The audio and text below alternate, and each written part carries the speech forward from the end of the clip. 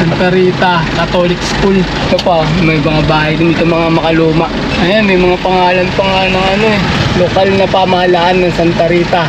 Hindi pa kasi nadala eh, no? Galing na kahapon, bumalik pa dito talaga. Yung bilihan ng mga L300, ayan, no? Saan yan? Tapat-tapatan niya, puro L300. Kumbaga, nire-refurbish nila. Inaayos nila, pinipinturahan, pinapaganda, tapos binibenta ulit. Hindi ko lang alam kung magkano yung mga bentahan dito kasi dito yung marami talagang L300 eh.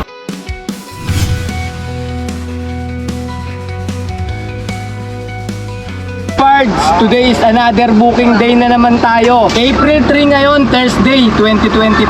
Time check, 9:21 AM. First booking natin from Caligayahan, Novaliches, going to Santa Rita, Pampanga. Sa halagang 1,550. Ang layo ng pickup location ay 2.7 km.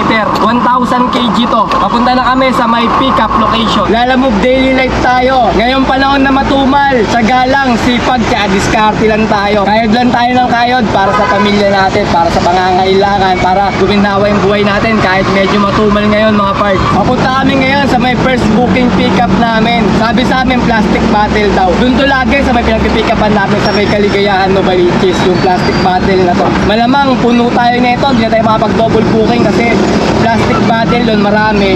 Pero magaan lang naman, kaya hindi tayo pukonsumo ng malaking diesel papunta rin sa may Pampanga. Iba kasi hindi kaya pagka mabigat yung dala-dala natin, malakas kumusumo ng diesel mga parts. Kaya kami ni tatay kahit medyo mainit, nakabukas yung mga bintana namin para nakakatipid. Pero pag di na namin kaya, binubuksan din namin yung aircon para maginhawaan yung katawan namin. Papunta na naman tayo ng Pampanga. Kahapon galing kami ron eh, nasilat kami ng pauwi, wala kami nakuha.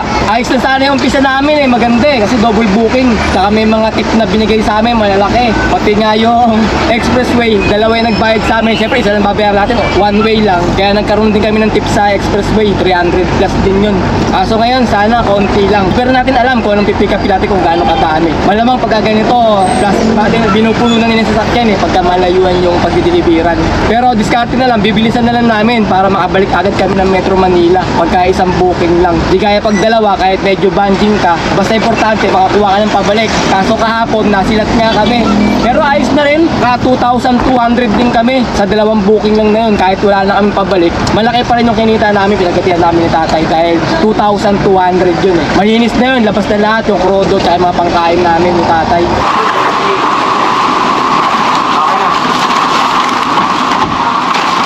Pangalan, pirma. Ayun lang yun, sir. Ayun lang pala.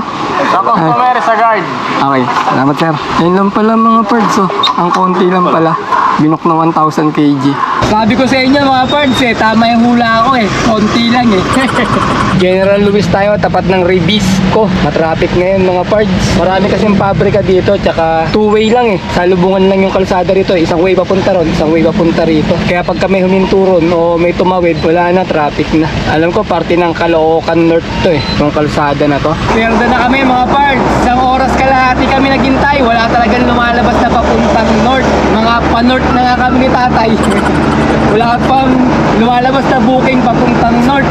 Puro papuntang south eh. Kaya gagawin namin, didiretso na namin to. Kasi inabot na naman tayo ng hapon sa Pampanga. Baka wala na naman tayo makuha ang booking. Kaya pipilisan namin para maaga kami makarating doon at makakuha pa kami ng booking pabalik. Ganun na lang habulin namin. Wala talagang lumalabas. Puro papuntang south eh. Kanina pa kami sa Valenzuela naghihintay. Ang traffic mga pards. Dito na kami sa may palabas ng San Fernando. 2.8 km na lang yung exit. Kaso matraffic. Baka mahaba yung pila dyan sa may San Fernando exit eh. 12:15 na ng tanghali mga pards. Nasa may exit na kami ng San Fernando, Pampanga. Malapit na tayo sa may drop off. 18 km na lang. Makakarating na kami sa may Santa Rita, Guagua, Pampanga yung pagdideliveran natin. Wala, basic. San Fernando, Pampanga no. Pumikit lang si tatay. Kanina nasa may Valenzuela pa siya eh. Pagdilat ng mata niya, nasa Pampanga na siya.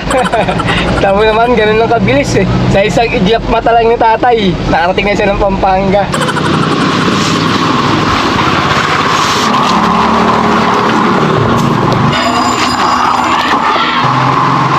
$550 plus. Wala na po ma'am. 1,847 lahat ma'am. Tama ba ma'am?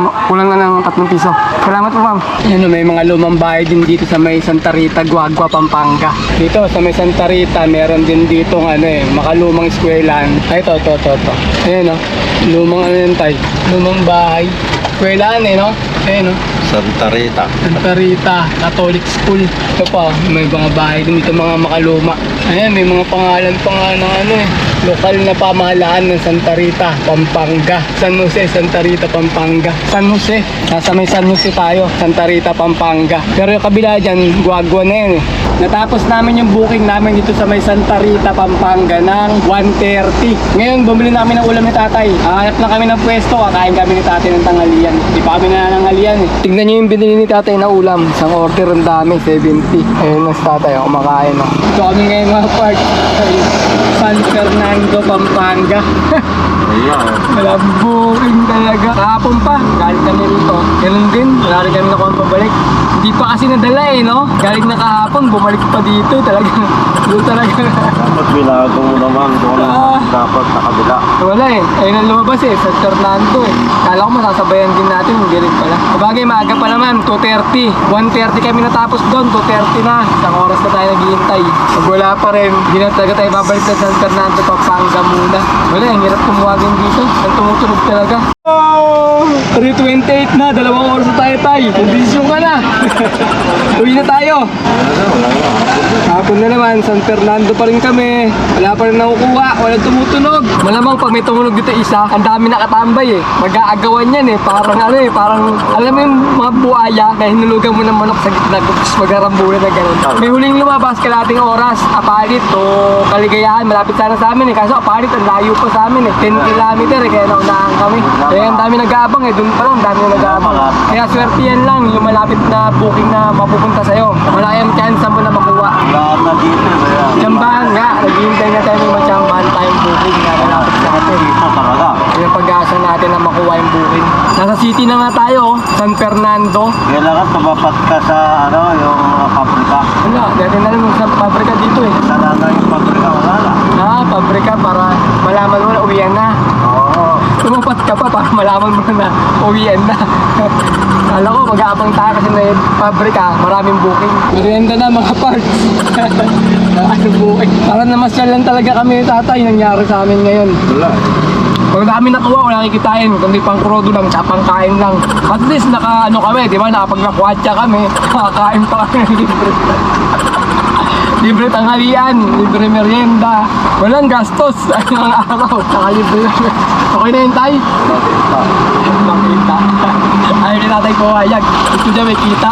Galas 4 na mga parts. Wala pa rin kami booking. Kaya naman ako bumabalik-balik dito sa may San Fernando, Pampanga. Ay, may booking. Buwag-buwag to. Valenzuela, L300, 3 scooter sasakay, 13 kilometer, leave this order. Ay no, Guagua eh. Doon tayo galing eh, nakadalawang Guagua na lumabas. So, dapat di tayo malis doon. Guagua to ano, Valenzuela, 1-3. Nasa may Guagua kami kanina mga part, yung ano namin, yung first booking doon ang drop off. Eh kasi ano doon eh, parang ano na probinsya style na konti na ng mga bahay. Kaya ginawa namin, bumaba kami na San Fernando kasi city to eh. Dito yung alam namin na maraming booking. Nakadalawang booking na Guagua to Makati. Ito naman ngayon, Guagua to Valenzuela. Sayang, kung kailan wala na kami doon, umalis na kami doon, sa kami lumalabas sa booking doon. Kung may San Fernando kami, wala. Kaya naman talaga kami bumabalik dito kasi alam talaga namin maraming booking dito sa may San Fernando. Kasi pagka bumababa kami dito, mabilis kami nakakakuha din. Meron nga dito dati, may nakuha kami booking, 300 plus lang yung booking niya. San Fernando to San Fernando lang, malapitan. Pagdating namin doon, tattoo shop siya. Maglilipat na siya ng mga gamit niya kasi magkasara na yung shop niya doon. Nilipat niya mga estante. Tatlo kami noon eh, kasama ko pa yung anak ko eh. Tatlo kami ngayon. Pagdating na sabi ko, sir, maraming masyado yan sir. Hindi kaya ng isang dalaan lang yan. Sabi niya, sige, kung ilang balikan na mangyari, babayaran ko, sabi niya. Eh, sabi ko, sir, sabi ko maraming bubuhati, mabibigat yan, mga estante. Sabi ko, hingi ako ng bayad na 200 isa. Kasi helper namin, sir, 200. Pumayag naman si sir. Eh, nakatatlong hakot kami. Kaya umabot din siya ng 1.6 yung balikan-balikan namin na ganun. Tatlong hakot eh. Umabot siya ng 1.6 plus ang binayaran. Kaya okay din. Ginawa namin, umuwi na kami kasi medyo alas 9 na eh. Nakuha namin yun siguro mga alas 6. Parang lipat bahay. Pero malapit lang. 1 kilometro lang halos yung layo ng pagdadala sa bahay nila eh. Pero pwede na rin. Naka 1.6 plus din kami, malapitan. Sabay alas 9 na kami natapos. Diretso, uwi na. Kaya alam ko talaga maraming booking dito eh. Kaso ngayon talaga, ganitong panahon, matumal talaga. Halos wala talagang tumutunog. Ang hirap. Pagka may tumunog, nag-aagawan. Kasi marami rin mga nakatambay. Kaya ganun. Ano na lang talaga. Swertihan na lang talaga kung ibibigay sa'yo nilalamog yung booking. Oo, malapit ka, ganun. Pagka mas malapit ka, mas malaki chance mo na makuha yung booking. Tagal ng oras mga pards. Gamitin na natin yung time space warp natin para bumilis. Panginoong Pumalayar, gagamitin na namin ang aming time space warp ngayon din.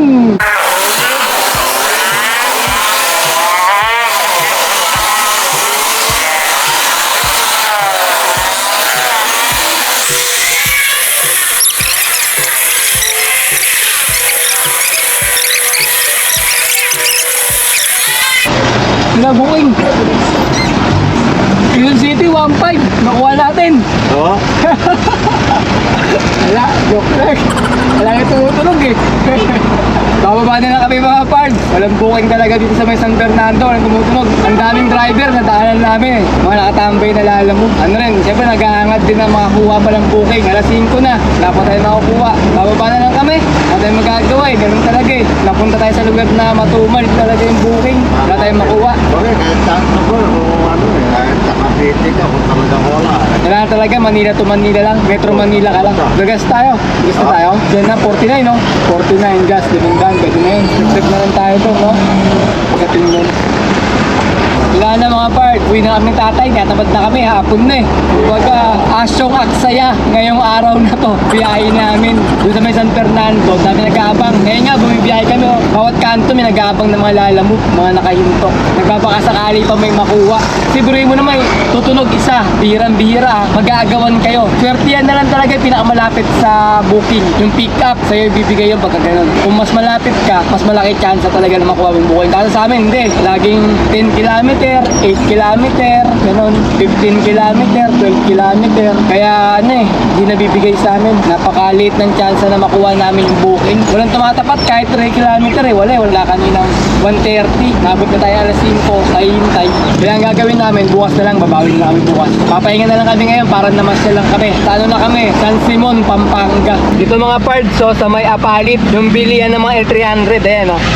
Saan yan? Tapat-tapatan niya, puro L300. Kumbaga, nire-refurbish nila. Inaayos nila, pinipinturahan, pinapaganda, tapos binibenta ulit. Di ko lang alam kung magkano yung mga bentahan dito kasi dito yung marami talagang L300 eh. Mamimili na lang kayo dyan kung anong klaseng body gusto nyo. Ano yan, harapan yan, kabilaan yan. Dito yan sa may Apalit. Kunwari, exit kayo ng San Simon, tapos pagdating sa kanto, kanan kayo, dire-diretso, madadaanan nyo to. Apalit to eh. Apalit, Pampanga. Yan o, dami yan o, kabilaan yan. Puro L300, mga second hand L300 pagka kukuha kayo. Maganda na kasi tignan, mga pinturado na, mga bago yung mga pintura nila. Kaya yung mga L300 parang bago na rin. Hindi ko lang alam kung magkano mga bentahan dito, presyuhan nila. Pero sa tingin ko mababa lang, hindi naman kasing mahal na mga brand new. Kasi nga second hand refurbish eh. Mga inayos-ayos na lang nila yan. Ayan, palatandaan yung tulay oh. Pag galing kayo ng San Simon exit yan, dadaanan nyo itong tulay na to. Papunta rito, ayan na yun, madadaanan. Basta pa itong tulay, palatandaan. Galing kayo ng San Simon exit, dito, kakanan kayo, madadaanan nyo itong tulay. Pag lagpas mo ng tulay, ayun na. Dami, tanong-tanong ka na lang dyan kung gusto mong bumili ng L300 dyan. Hindi ko na kukwentahin yung kinita namin ni tatay. Isang buong lag eh. Pag kinuwenta ko pa, baka mamaya abunado pa kami. Eh, pala kain ni tatay eh. Panay merienda. Bumili pa ng ulam, masarap. Yung ano, yung burger steak pa yung binili eh. Parang Jollibee. Pero masarap para kumain sa Jollibee. Burger steak eh. Wala pala kami tikitain ngayon. At least nakapamasyal kami, masarap yung kinain namin, di ba? Yun ang importante doon. Di ba? Enjoy mo lang yung biyahe mo, kahit wala kang edita. Ayun lang, paano? Kitang-kita na lang ulit tayo sa mga susunod ko mga video. Tatawa na lang ako sa nangyari sa amin. Sige, kitang-kita na lang ulit tayo mga parts.